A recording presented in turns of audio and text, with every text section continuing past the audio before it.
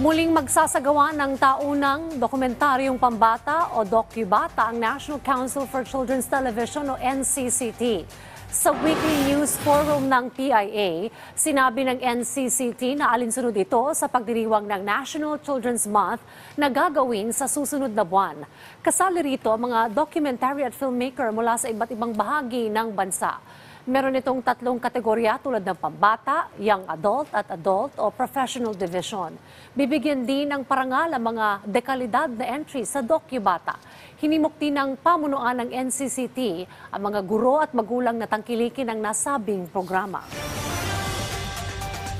Masaya po kami na i-share sa inyo, na ibahagi sa inyo na meron tayong mga 30 broadcast quality na documentaries at ito po ay tinatampok nila ang mga iba't ibang kultura ng mga riyon sa Pilipinas, mga nakalimutang tradisyon, mga bayani sa iba't ibang riyon. So dito po magsama-sama at bibigyan natin ng parangal ang mga makabatang dokumentaryo na ito.